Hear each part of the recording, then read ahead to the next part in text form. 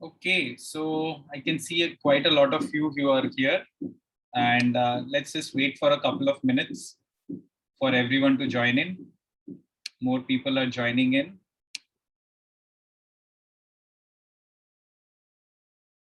So today's session is going to be a session where we will discuss some interesting questions, and each one of you will be giving your point of view, and from there we will try to get an understanding of careers, interest in subjects, and in terms of social digital detox. All these issues are things that we will touch upon today. Okay, so let's just wait for one more minute for everyone else to join in, and then we will get started. I can see a very interesting cover from Jyoti Ranjan. Jyoti, I can see a car and you mixed together.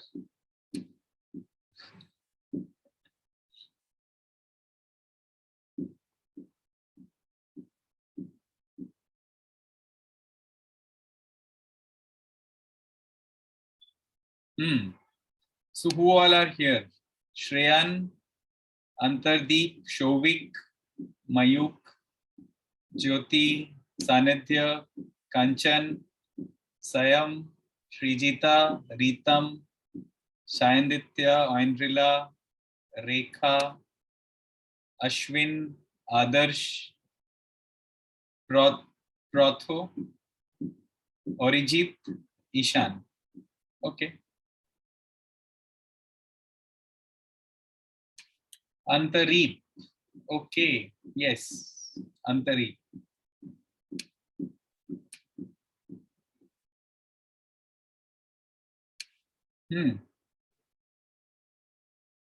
Antareep has got a TV, sort of old television kind of a thing. Okay. So now people are experimenting with the different types of filters and backgrounds and all the things that you can use on Zoom. Okay, it's an online space channel. Okay. Interesting.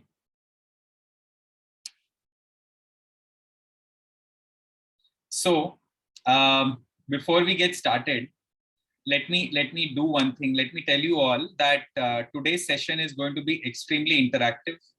So each one of you can will be required to give your opinion on each of the questions that I will ask you, because today's session we are going to understand certain things on the basis of asking some questions. I think that is one of the best ways to learn anything new or have a perspective of anything. So that's how we would do. So all of you get ready to type your answers or your opinions, and that's how we will go ahead. All right. So Ashwin has raised his hand. Ashwin, you want to ask a question? Please go ahead and ask it on the chat.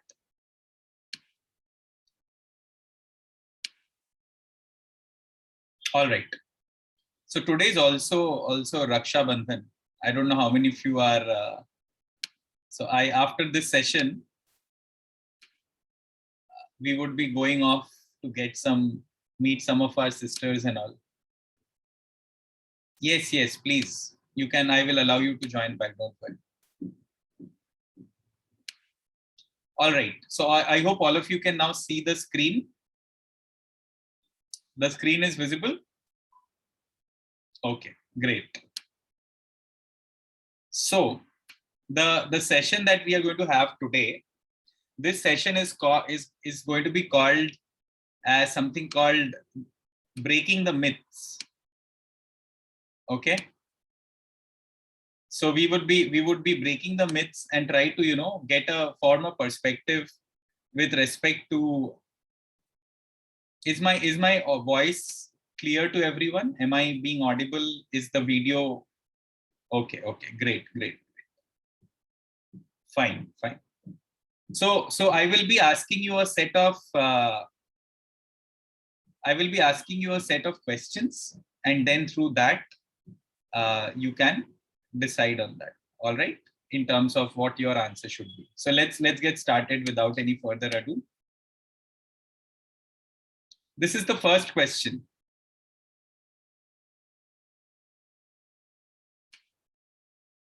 What do you think is the contribution of external help to the success of a student?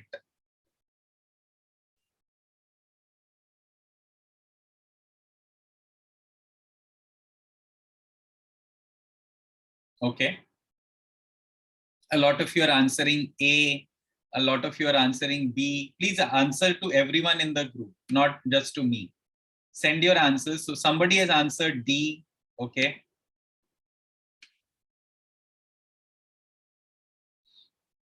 Okay. All right. So you all do understand when I say external, what is the meaning of the word external help? External help means teachers, mentors, your coaching, tuitions, whatever external help you are going to get. So what is the contribution of success of this help towards the success of a student? That is the question. You see, according to me, I see a lot of you are giving A, B. Some of you have answered D as well, right? So, okay.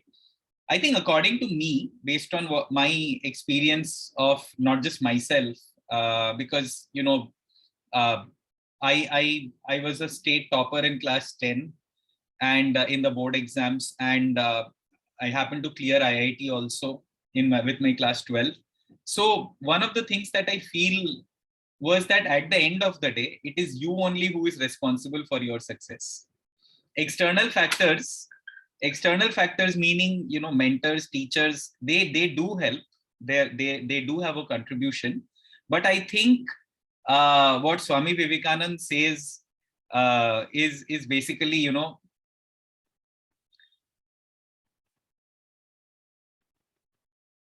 what Swami Vivekananda says is, I think the question is self-clear, right?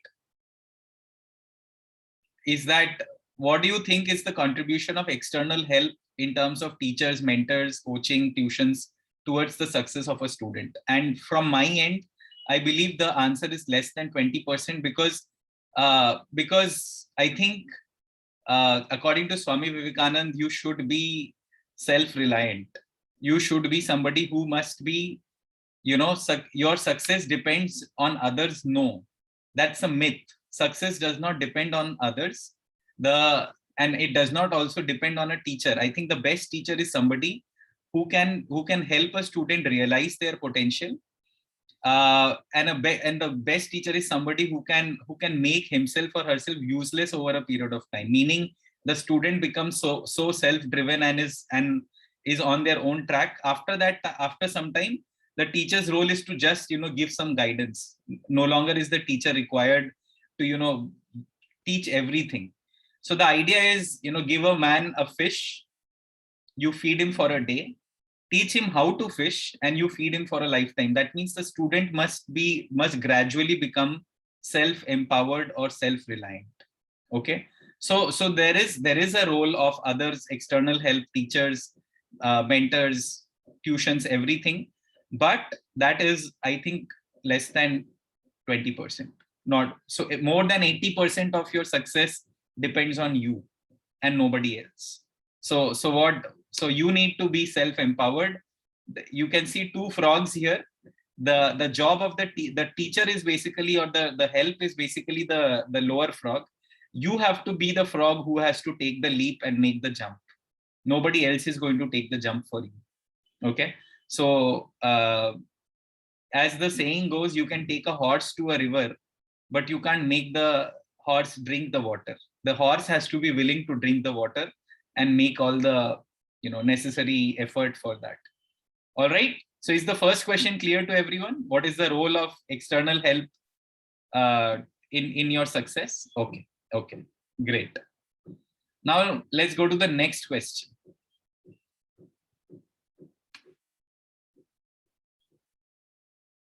Do you read books? And for parents, do you encourage reading books that are not directly linked to the school syllabus? Okay. Okay. Mm-hmm.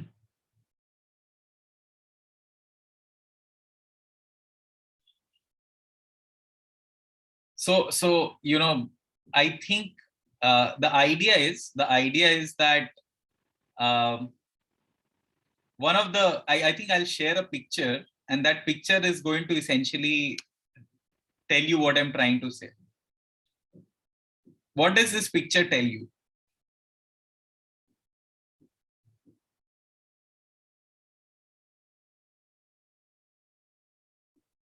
What does this picture tell you? What do you see in this picture? Can you write it in the chat? What do you see? What does this picture mean to you?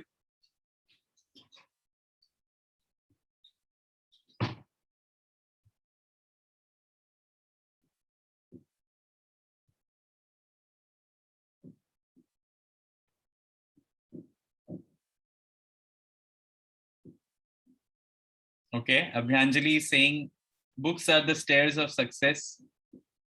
Okay, okay. Adarsh is saying people who read books understand more and can achieve success. He goes, the dawn of hell is somebody who is saying the one who studies, he goes forward and one does not. Okay, reading makes you become, Kanchan is saying reading can make you become more successful.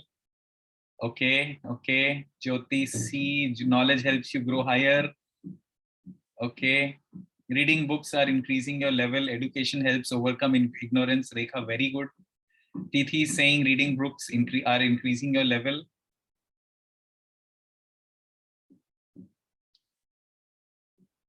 Okay.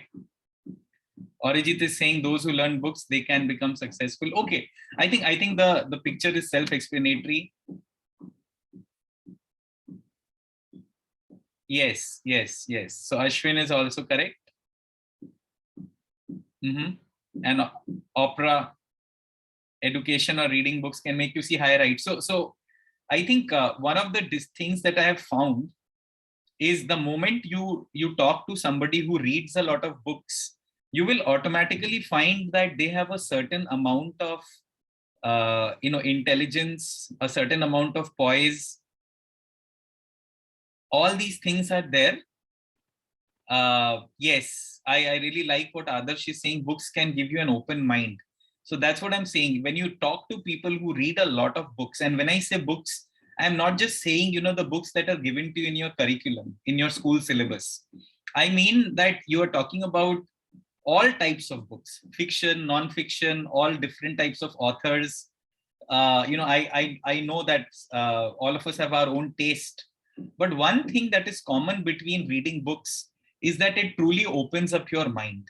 You start looking at the world in a different way, and it is truly a ladder to becoming a more complete human being, a more empathetic human being.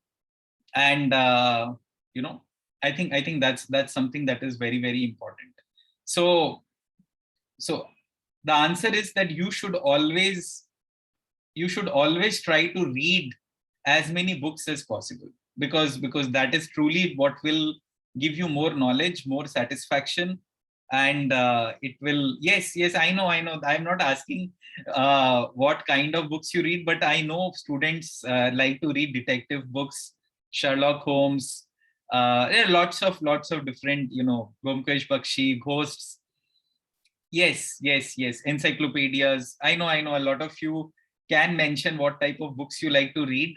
And it is truly something that gives a lot of contentment and satisfaction. Okay. And then what happens is once you read books of different types, you will see how you are able to connect one thing from the other thing, and you will see a much bigger picture. Okay. So that's my second thing, that you should for sure read books outside your school syllabus. Read as much as possible, whatever interests you: science, astronomy, history, puzzles, detective books, ghosts. Yes, anything you should be reading, whatever you find around you. Okay, so I have a huge library in my home where there are hundreds of books, and I often do end up reading quite a lot of them. So I think that's something that we should do as students. We have to constantly learn, right? So okay, history and civics. I also love history a lot. So okay, next question. Which of the following do you agree with the most?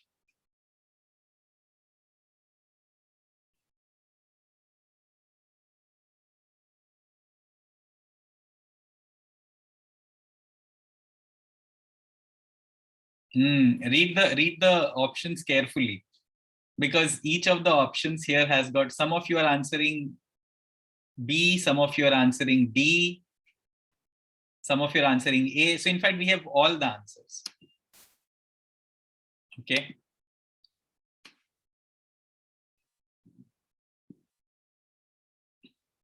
So I'll very good. All of you have given your point of view. So let me share with you what I think. There is nothing called becoming perfect. You can never become perfect, because the moment, so suppose you are at this level and this you think is perfection. Once you reach this level, then perfection goes one more level higher. So what you can do is you can always keep becoming a better version of who you are. You can always improve. You can never achieve perfection. The thing about perfection is you can never achieve perfection. Perfection is a constantly changing and upward moving thing. Once you have reached a certain level, you go for the next level. And that is what. So perfection is basically a pursuit. Perfection is never a static thing. You always pursue perfection. So what happens is you can only become better in your pursuit of perfection. Then the other thing that I want to talk about is, suppose you are doing practice. Suppose you are constantly practicing to become better.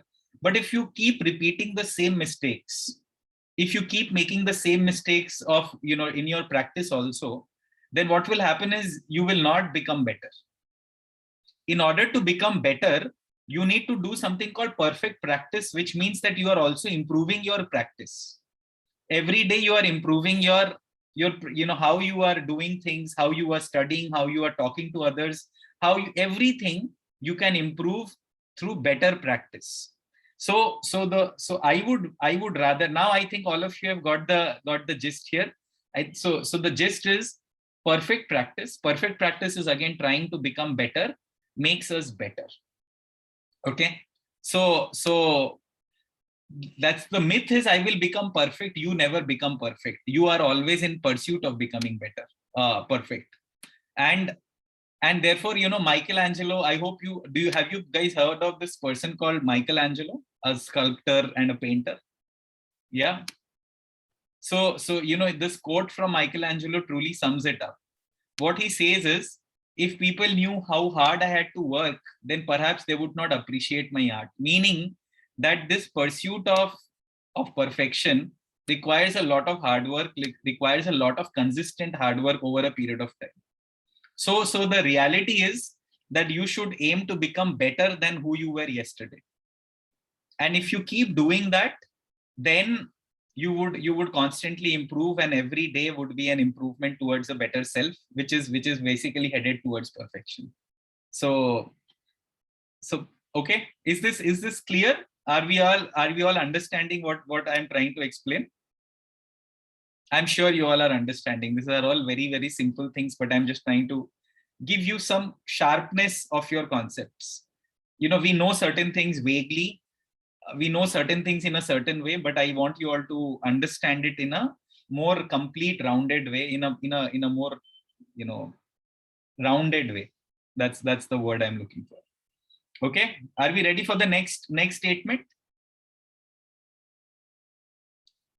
Okay, this is a very nice question. Which amongst the following do you think separates the best from the rest? Again, I think all of you have heard of these terms, right? Expertise, intelligence, skill, talent.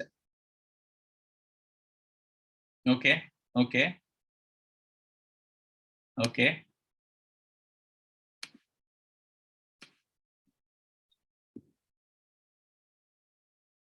okay.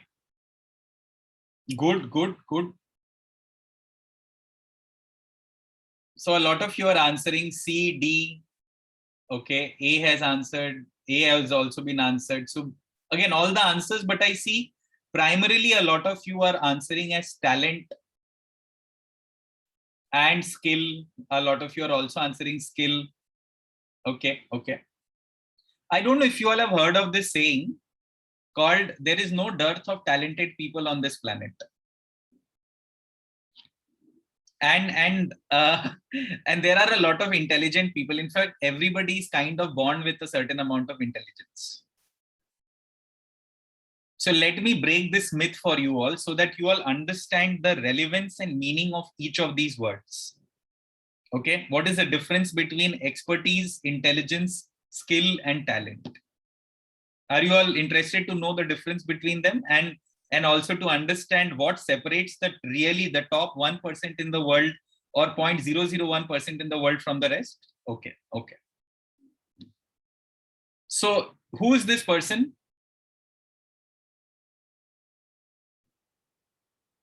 This chess player, Vishwanathan Anand. Very good. A grandmaster of chess.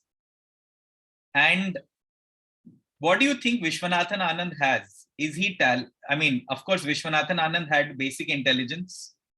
Then he built on that intelligence and he understood that he had a talent to play chess. Then he further worked on his talent and converted it into a skill. And then converted that skill into expertise.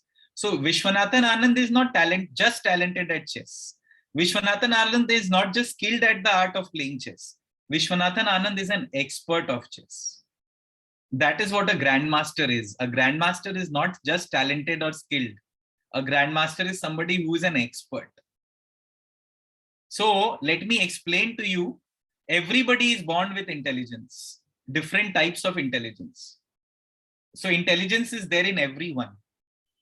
But once you start converting your intelligence, whether you are good in maths, whether you are good in sports, whether you are good in music, those are all intelligences.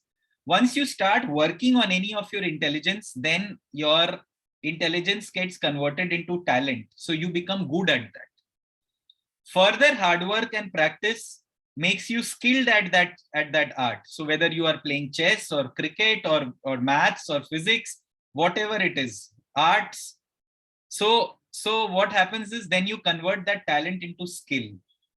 But to become the best in whatever you are doing, in order to become an expert, you have to give even more time and make more mistakes. Okay, and figure out. So I really like this statement, and I want you all to make a note of this. This person is Niels Bohr. He was a Danish physicist who won the Nobel Prize for coming up with the model of the atom. Okay, it laid the foundation for the quantum model. And Niels Bohr said an expert is a person who has made all the mistakes which can be made in a very narrow field. So you can only become an expert once you have focus and you have made all the mistakes while you are practicing or while you are doing the Yes, so you can say failure is the pillar of success. That is where we mean that you have to keep practicing, you have to keep trying, you should not be afraid of failing, and then you become an expert. So intelligence everyone is born with. When you hone your intelligence, it becomes a talent. When you hone your talent, it becomes a skill. And when you further focus on your skill, you become an expert. And that is what separates the very people at the top from the rest.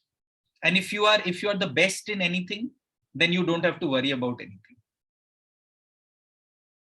So I can see a lot of you are saying never give up. So basically, when you're pursuing expertise, you have to be willing to take the failures on the route, because the failures essentially are the stepping stone of success, or they are the pillars of success. That is the meaning of this. Okay, did you all understand the concept here? The difference between failure, the difference between intelligence, talent, skill, and expertise. This is clear to everyone? Okay. Yes. Okay, very good. Let's move on to the next question. Now let's talk a little bit about the career aspect, right? So I get a lot of questions from parents, from schools, from teachers, from students, how do I choose a career? And then I think, most of the times, okay, stability, prestige, money, value creation. Okay.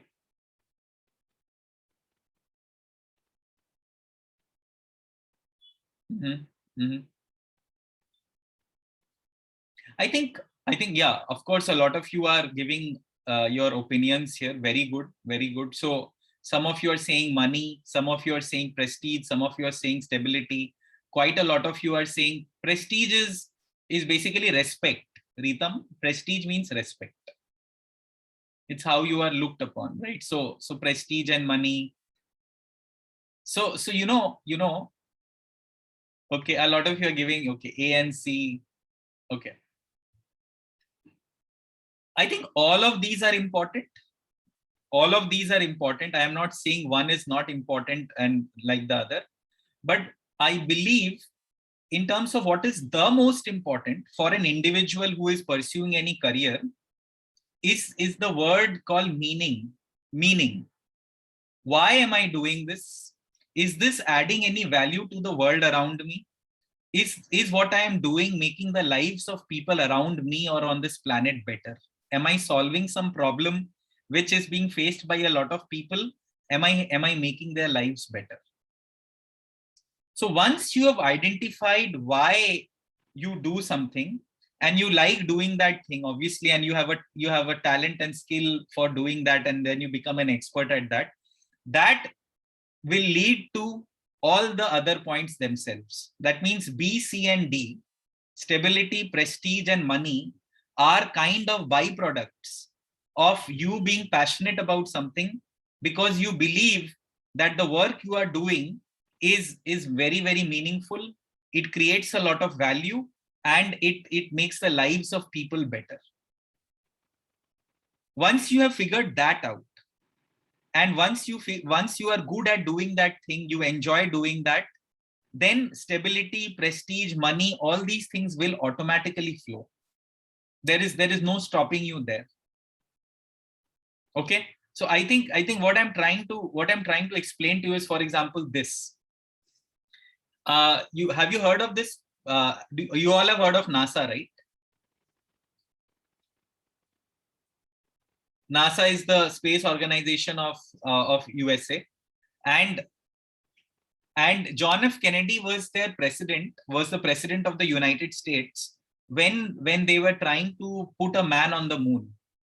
Okay, and he, North Atlantic Space Association, I think that's the full form of NASA, North Atlantic Space Association.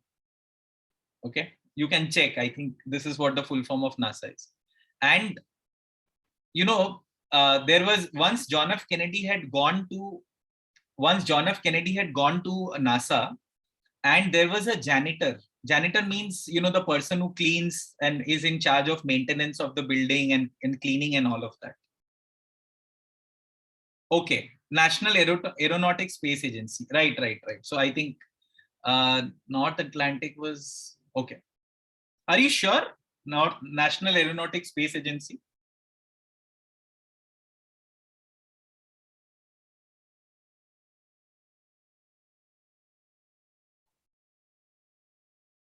Okay, Space Administration. Correct.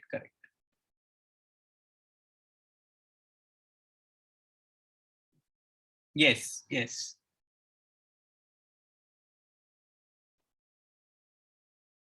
Okay, great. So John F. Kennedy, as the president, asked the janitor or the Darwan of who was there as to what is he doing? What is he doing? And that person, that janitor, said, I am helping my country put a man on the moon.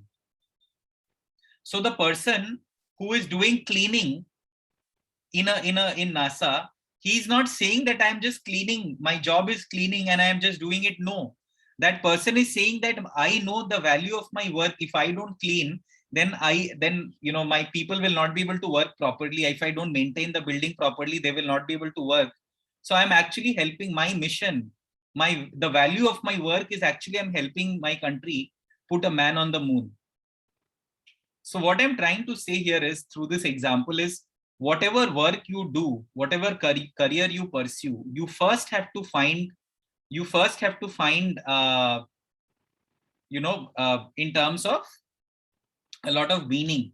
You have to find a lot of you have to connect your work with some bigger purpose. Once you have done that, and once you have developed the right expertise, and you put in the hard work towards achieving that, prestige, money, status, recognition, all these things are kind of byproducts, or in a chemical reaction there is a major product and then there are more byproducts. So those are the byproducts. Jyoti, can you please switch off your background? Yeah, it's kind of distracting. Yeah. Okay.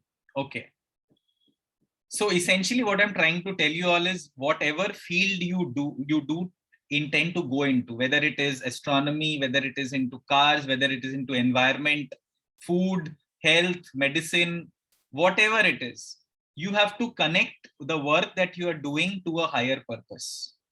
You have to associate meaning. Why am I doing this work? Is this work valuable? Once you have done that, I think everything else is set. Clear? Clear, everyone? Okay. So Aristotle had once said, where the needs of the world and your talents cross, there lies your vocation. Vocation means your profession, your career, like that. So you have to identify what needs of the world you are trying to solve, and what talents you have. The place where they two intersect, that is where your career lies. That's the ideal place to, yes. Very good. Next question.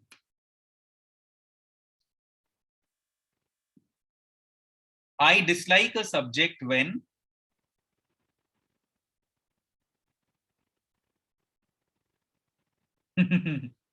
okay. There are some subjects that you people like that you don't like, right?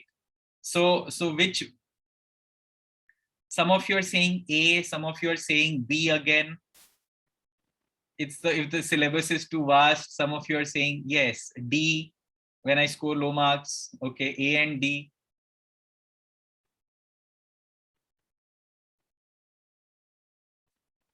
A, B and D, okay.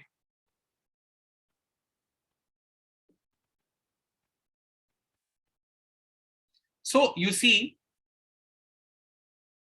I think this again, you see, as you can see, a lot of these options, yes, science classes will be held as usual. Okay. So a lot of these options that I have created have been created by interaction with students over years. So I know sometimes students don't like a subject if they don't score very good marks in it. If they often don't like the teacher, they sometimes don't like a subject. They also sometimes don't like a subject if the syllabus is too vast. But as you all have also given your opinions in the chat, most of the times students don't like a subject because they don't know why they are studying it. You just think, you say that what will happen if I study this? Why am I studying this? What good will come out of me studying this topic or this subject? And what I want to clarify for everyone is that every subject is beautiful. Every subject has got some application that you are studying. And Shreyan, you can just type your answer once. I mean, you don't have to write it many times on the chat. I can see that you don't like English, which is fine. So for example, like since Shreyan is talking about English, so that's the beauty of. So I had an English teacher who I had in class 9, and she made us write movie reviews in class 9. You would watch a movie and you would write a review of that. She used to make us play games on words, and that is how we started liking English a lot. I started liking English a lot. In case of history, for example, Sayam is asking, why is history important?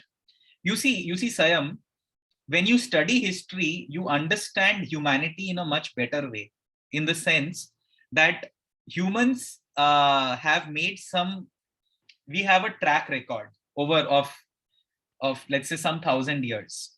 So humans started agriculture, maybe 10,000 years back.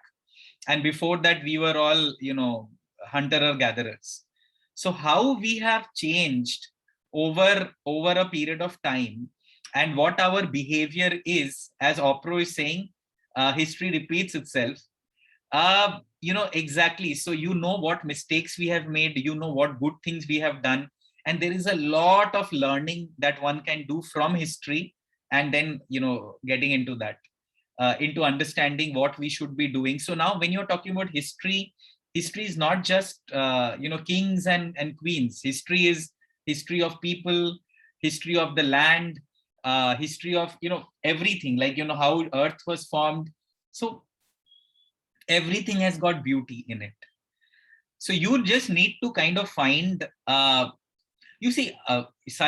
the dates part, you don't have to necessarily memorize all the dates, but you need to know what happened during a certain period of time.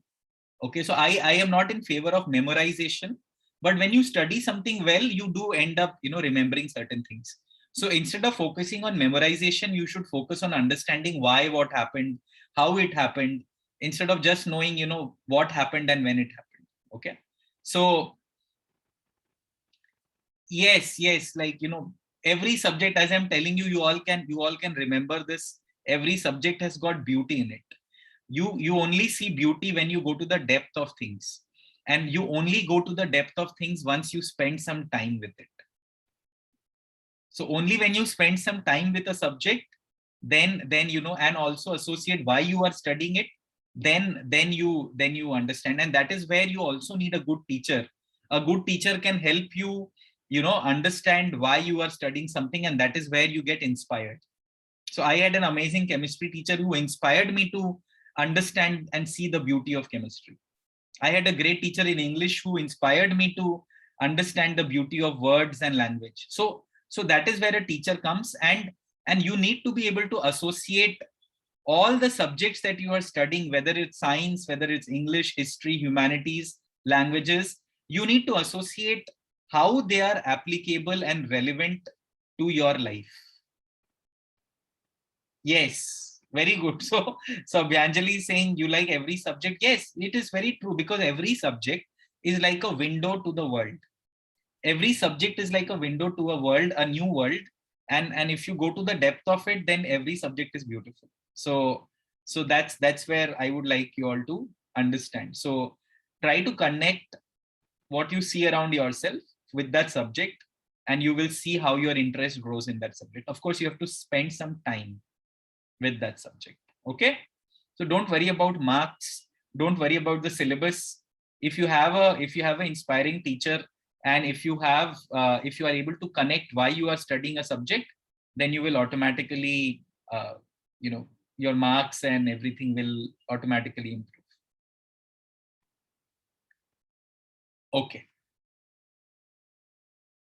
Okay, Apra. So Apra, the thing is, there are different ways of pronouncing names. In Bengali, Apra would become Opro. so it sometimes becomes difficult for me to pronounce every student's name correctly. So thank you for correcting. So Hindi में some names are किसी तरह से pronounce करते हैं, जैसे अप्र शर्मा हो गया, अपरा शर्मा, और इसी को अगर बंगाली में बोलेंगे तो ऑप्रो हो जाएगा वो तो so anyway, अपरा. All right, next question.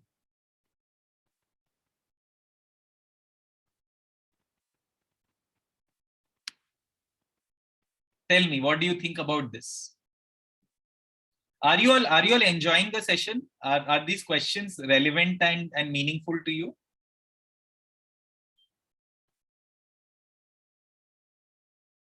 Okay, great, great.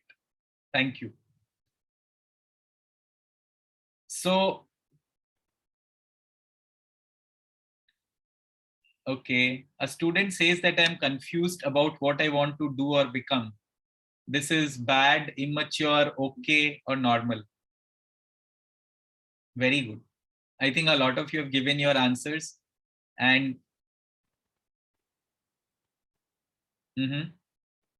I think have you all heard of this author called Paulo Coelho? Paulo Coelho. Heard of this author?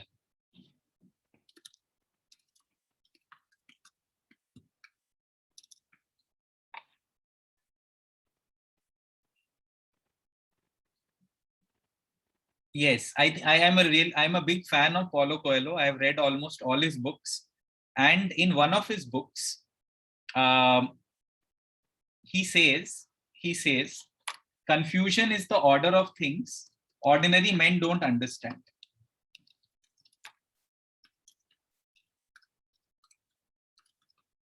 I'm just typing it for you. Confusion is the order of things ordinary men don't understand. So what he's trying to say is that confusion is not bad. Confusion is actually good. Sometimes it's good to be confused because you are thinking constantly, because you're trying to figure out. And nothing in life is static. Life is, things are changing all the time. It's very dynamic. So if a student says I'm confused with what I want to do or become, it is absolutely normal. There is nothing wrong with it. It is not bad. It is not immature. It is absolutely fine. Because, we are always figuring out. It is not that you have everything figured out. No, I mean, normally you can never find somebody who has said, oh, I have everything figured out. This is exactly how I'm going to do things and all of that. Because what is called brinjal, or what is the Hindi word for brinjal or Bangla word?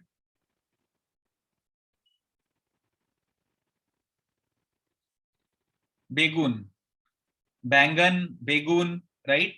So in so I don't know if you have gone to a buffet or a restaurant where they also call bagan, bagan, begun, right?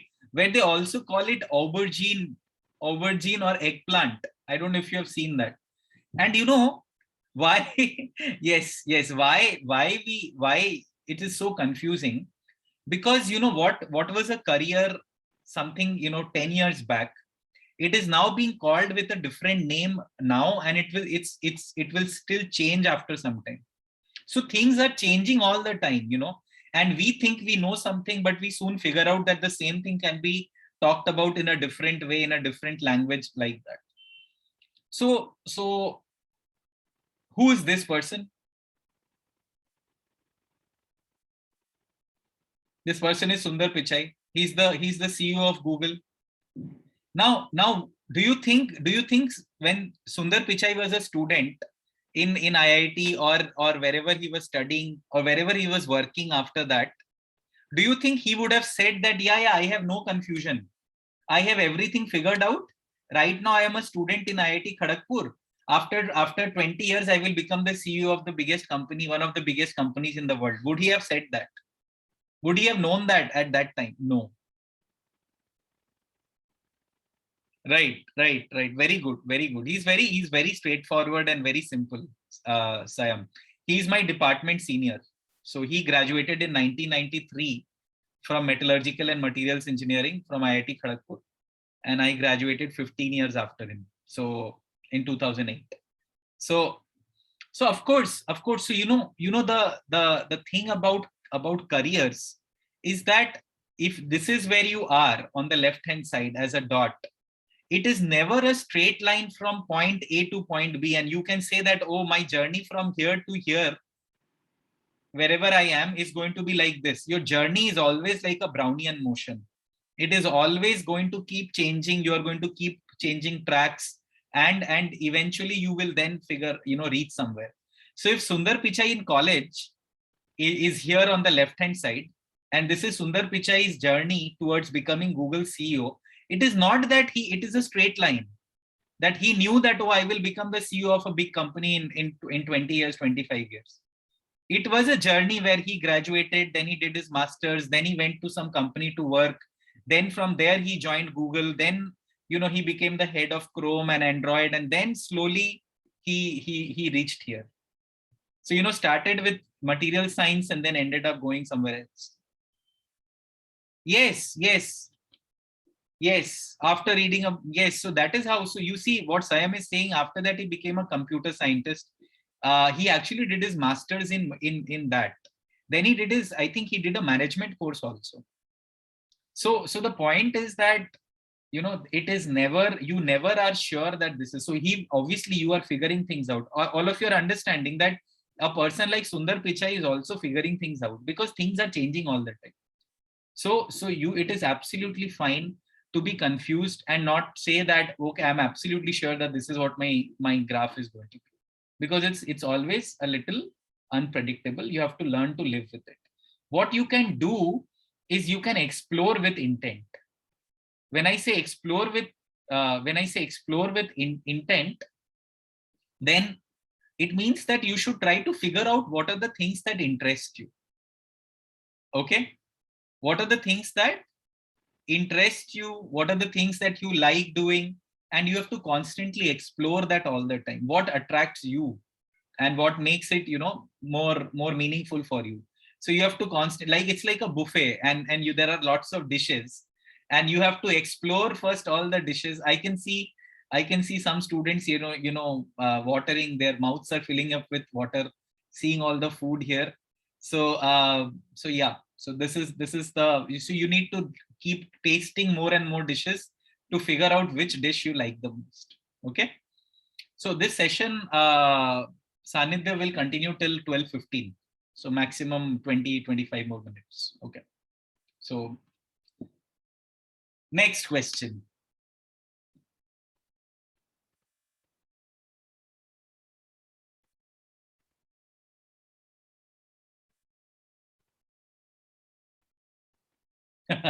Sam is saying competition is with best friend and with oneself. Okay. I think all of you are pretty much on this. Competition is always with oneself. Okay. Competition is always with oneself. You can of course have some role models, but ideally, if you keep focus on yourself and keep improving yourself, then, so your best friend can be somebody who is who is a really studious person, or the person is the topper of the class, but it is not necessary that you can only be as good as that person, right? You might be even better. You don't know, you might be even better at something else. So, and your best friend could also be somebody who is does not study at all, sleeps all the time, has got no energy, no enthusiasm, no focus, nothing like that. So your best friend, your best friend should not be your ideal person to compete with. You should compete with yourself. Okay, so therefore, uh, okay, so this is pretty clear. You should focus only on yourself. You should focus on improving yourself, and you should compete on becoming a better version of yourself over a period of time. So don't worry about what others are doing. You should have role models, but don't try to copy them. Try to emulate them in ways which make them better, but have your own benchmark. Okay, next question. Planning is important for success. How many days should I plan for?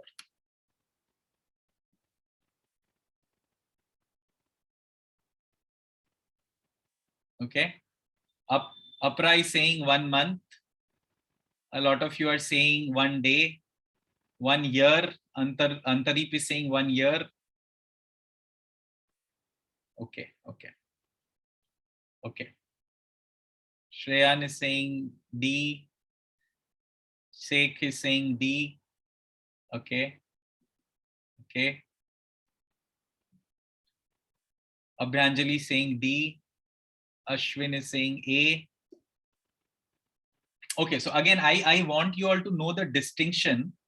I want you all to know the distinction. So Sayam is saying according to situations. Okay. See, there is a distinction between a goal and a plan. Goals can be made for 5 years, 1 year, 1 quarter, 1 month. But how do you execute that plan to achieve a goal? A plan has to be detailed, whereas a goal can be something like, let's say Anjali might say that I want to become, I want to achieve something in 1 year's time. That is a goal for Abhyanjali. Or Sayam might say that I want to become I want to reach a very good level, in physics or something like that in 1 year or 2 years time. Fine. That is called a goal. A plan is basically a roadmap to achieve that goal. So planning can, I believe, from my end, because I have made many types of plans while studying, while running a company and all of that. Most of the times what happens is, suppose you made a plan for the 3rd of September. Today is the 22nd of August. I am making a plan for the 3rd of September that at 5 p.m. on 3rd of September, I will study physics. But on the same day, my aunt has thrown a party, right? There is a big party in the house. So what happens is my plans go for a toss. Most of the times, if I'm planning for a week, after 2 days, I see that my plan is not going according to how I planned. I get disappointed and I throw my plan in the dustbin. So what I'm trying to say is that while your goals are to win the war, wars are won by winning battles every day. So my suggestion to you is plan for 1 day at a time. In details, be specific in your plan for 1 day at a time. And then once you have done the planning, you go for your next day. It is okay to have a rough plan for a week, that this week I want to achieve these things, but every day the detailed plan has to be done for that. Okay. What doubts? You can write it there, Shreyan. Okay. So I think make detailed plans for 1 day. Make details plan for every day. You can of course have a rough plan for a week, that this is all what I want to do, but don't go into details of that. Try to achieve that 1 week plan by making detailed plans every day. Because you are in control of what will happen. You have greater control, Shreyan, of what will happen in 1 day. So for example, today, my plan for today is, I woke up, I had a class to take. So I took that class from 7:30 to 10:30. Then I have this webinar to take from 11 to 12:30. So that is my second. After that, I have to go to my relative's house to, for Raksha Bandhan. And after that, in the evening, I will again spend some time doing another work, which requires me to, come up, draw some report cards and all of that. So I know today this is my plan. Now, if I decide that on Tuesday I will do certain things at this time, then something else might come up. And I am not in control of that so much of future.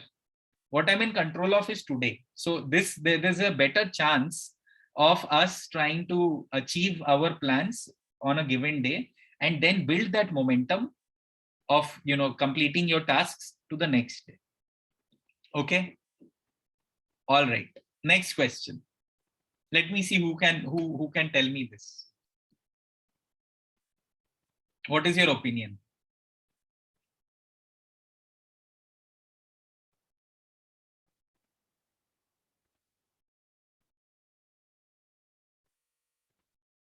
Okay.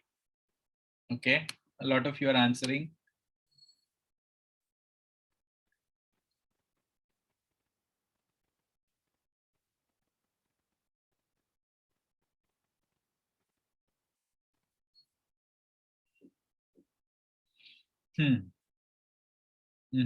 Sanket is saying conversation. Okay.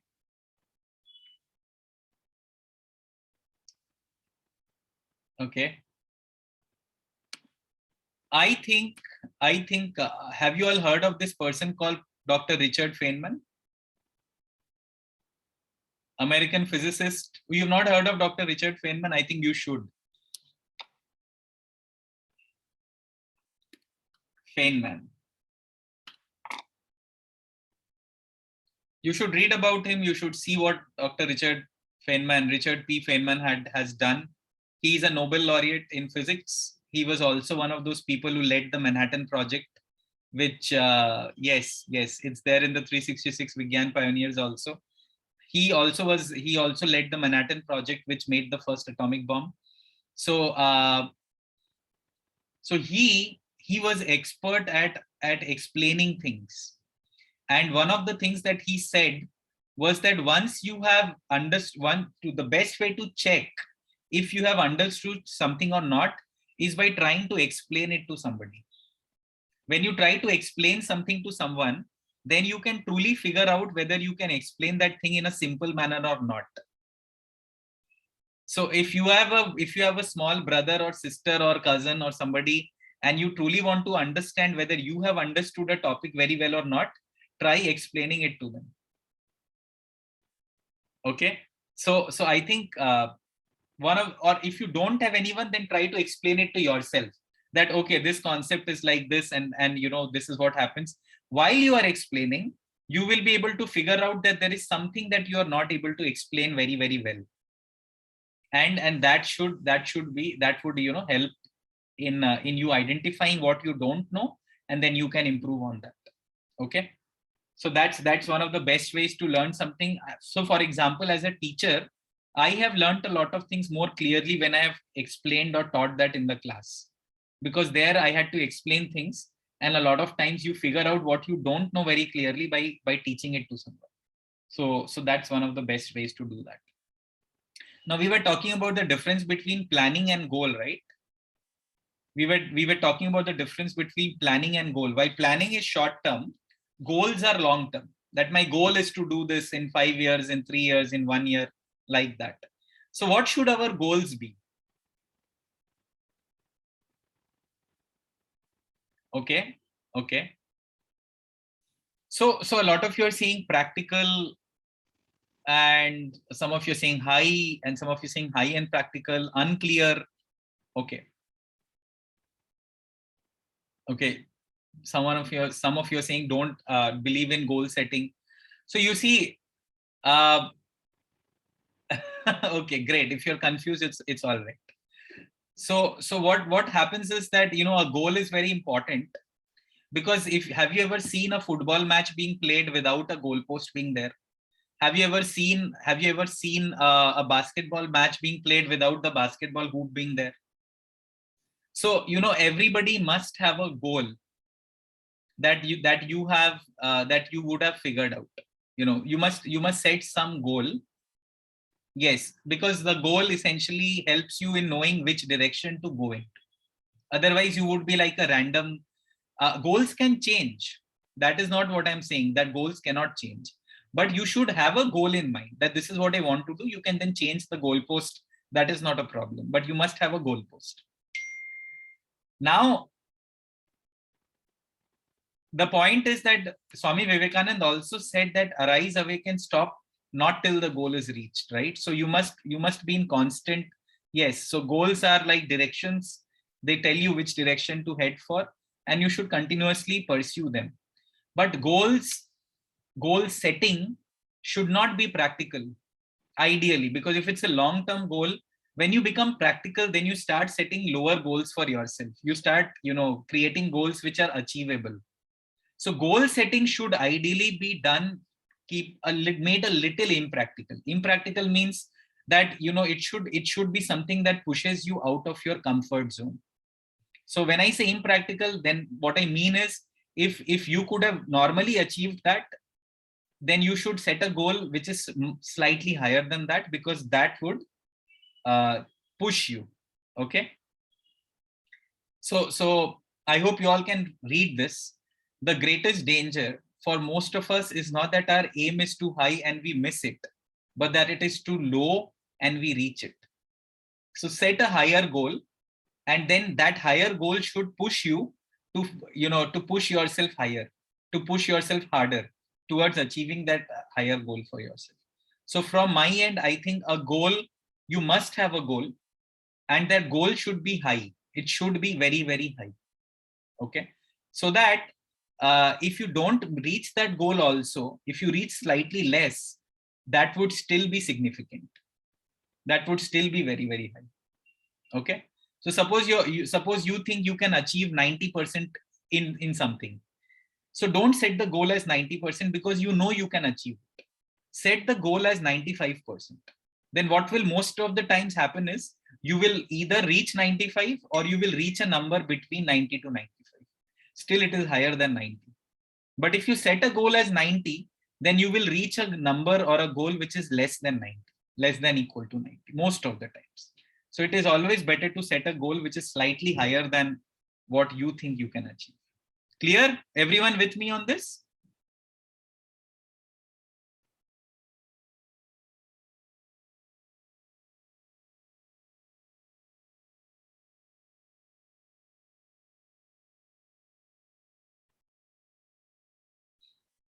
Okay. So this is what I want. If it doesn't challenge you, it won't change you. So set a challenging goal. I mean, that's what the gist of the story is. Okay. Last couple of questions. I think there is a big need to answer this question. How much time do you spend on social media every day? When I say social media, it includes Facebook, Instagram, WhatsApp, any sort of communication with people. Okay, okay.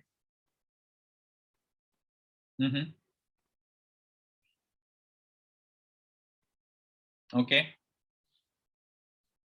I think right now what has happened is that the social media thing has become a real menace. Okay.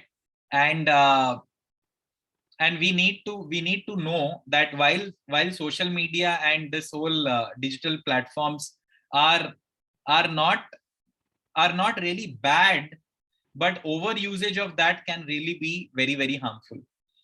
So every second, very good, if you don't have social media accounts, every second, every 60 seconds on the internet, there is an amazing amount of activity which is happening across various platforms, right?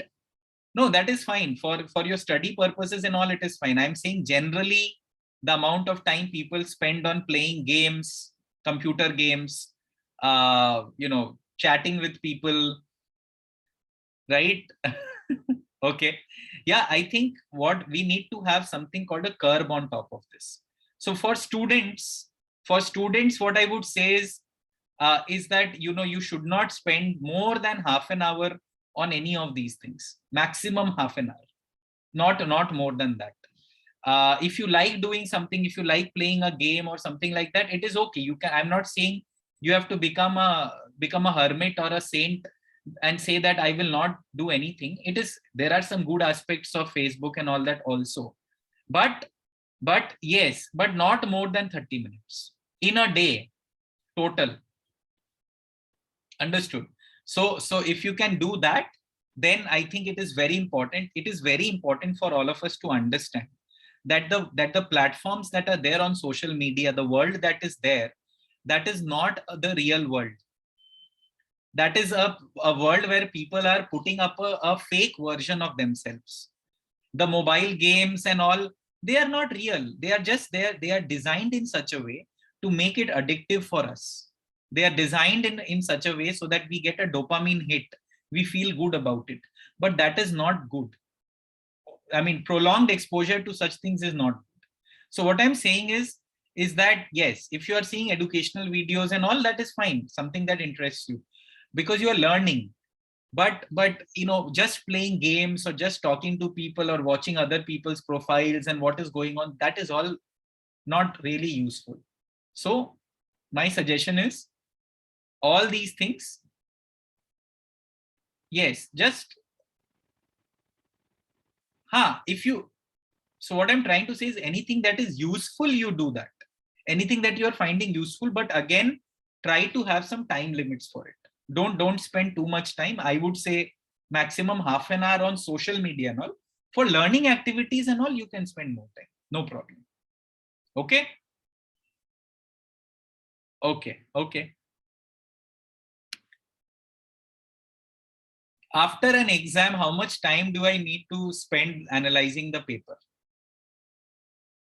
After you have taken a test or an exam, How much time should you spend to analyze the paper?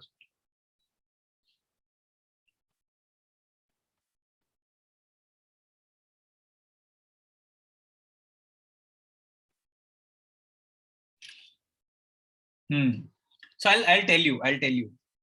The thumb rule is if the paper is of 1 hour or if the paper is of X minutes, then you should spend at least X minutes. You should spend at least X minutes reviewing that paper.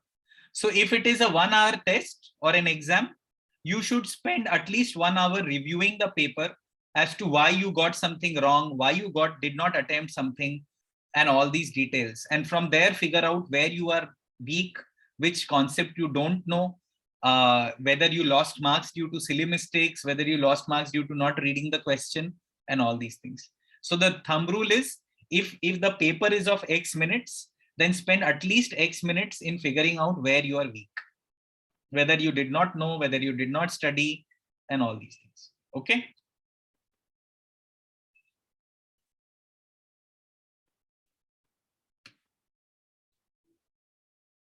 Last question. Let's wrap it up with this. Yeah, I think let's do this as our last question.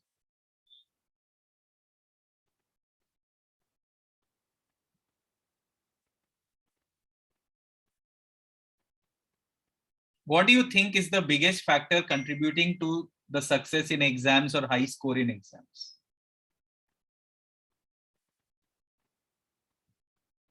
Okay.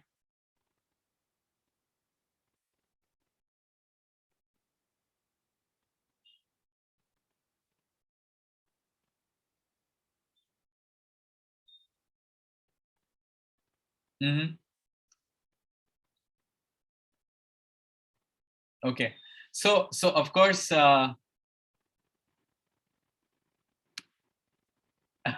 studying before the exam starts generally does not help. Okay, eating healthy food, obviously, meaning, you should eat healthy food so that you don't fall sick. You should have revision notes of your own. But I think the most important factor is taking as many number of practice exams as you can take. Of course, all these points are important. A is the least important. I mean, ideally, just studying before the exam doesn't help. So taking practice exams, I think, is the most important thing. Why? Because you become better when you play games. If you have played any of these games, you would have seen that as you keep spending more and more time practicing these games, you keep becoming better, right? Am I right here, that as you keep practicing more and more? So what happens is, exams are also like this. Exams are basically pattern recognition. You recognize a certain question, you recollect what was there, what you saw before, a similar question or the same concept or topic, and then you reproduce, then you answer, right? Now this kind of an activity is basically, you become good at it, your brain becomes good at this repetitive behavior, if if uh if you keep practicing more and more. So what do you mean by practice? As we were calling that, when you take a practice test, you must analyze that if you made some mistakes, why did you make those mistakes? Now all of you make silly mistakes in the exam, calculation mistakes, you make conceptual mistakes, you don't read the question carefully, sometimes you run out of time. So you need to first analyze why you are making these mistakes, and then you have to constantly practice to reduce these mistakes. You can't eliminate mistakes most of the times, but you can reduce them. Okay. And one last question, everyone.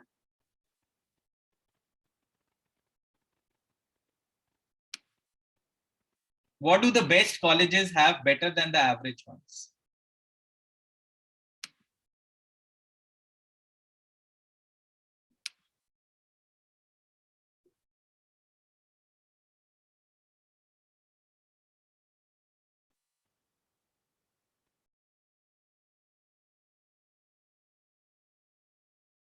Mm-hmm.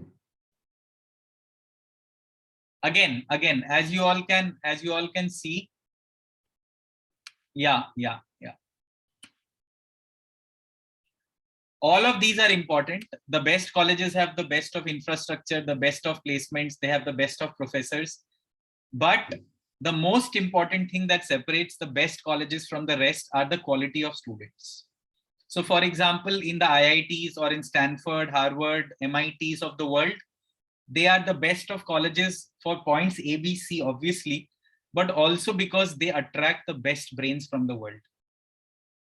And in India, it's the IITs or ISI or AIMS or these top colleges like, IISc, like that.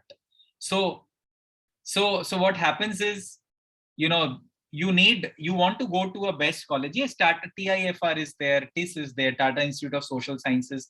These are all of the best colleges because they attract the best colleges. And let me end my webinar with you all by saying this, is that if there is a very good place, or if there is a very good university or college, the harder it is to get into that, the better it is, because the best will be pursued by many. So there'll be a lot of competition. So don't worry about competition. Get your fundamentals clear. Whatever we discussed today, these are some fundamental things that you need to remember. And these fundamental things talk about self-empowerment, self-reliance, good goal setting, high goal setting, good planning. How do you study well? These are some of the best practices of studying. Explain things to others. And once you do all of these things, these are some of the fundamental things to remember, that you have to compete with yourself. You have to strive to become better. You have to convert your intelligence into skill, into expertise. Once you understand some of these basic things, then you are well on your path to success. Okay, and you would be happy pursuing that path to success. You would be happy carving out a career that would be adding value and meaning for everybody. Okay, so thank you. I think you have been great in terms of your response, your interaction. And if you have any questions, you can ask here.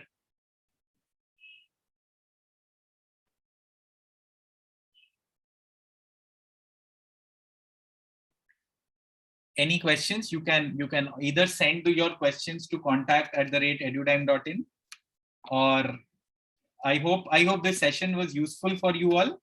We will keep conducting such sessions from time to time, so that we can understand what are the recipes for success, what are the best practices of studying, learning, exam performance, motivating ourselves. So yeah, I've typed it in the chat box, Ayan. You can send any queries, any questions you have to contact@edudime.in, and then. So great. I think we are pretty much on time. 12:15 was our time to, summarize this session. And I hope it was useful. Do you all find this useful in terms of breaking some myths, in terms of getting some clarity, and how you have to pursue whatever your goals are? Okay. Great. So thank you. Look forward to having you all in more such sessions. I will next session would be from the next session onwards, we would start focusing on some particular careers in details. Suppose somebody wants to focus on astronomy, somebody wants to focus on this, and so we will do such career specific sessions after this. So every Sunday is what we would want to focus on. One hour such sessions of 1 hour. Okay, 1.5 hours. Okay, we will see physics, or you all can send in the topics that interest you, and then we can figure out some of those topics. Don't worry if you're confused, that is all right. You will have your clarity going forward. Okay, thank you, students. Thank you. Yes, Rekha, we will talk about major bio and minor physics college and career path. So in fact, Rekha, one of our mentors, one of my students, Moon Majumdar, is pursuing a similar career path at the intersection of biology and physics. So she is doing a specialization in cognitive science. So we can get you in touch with her, and you can understand how you can go ahead with that. Okay. Thank you. Good day. Good day, everyone. Enjoy.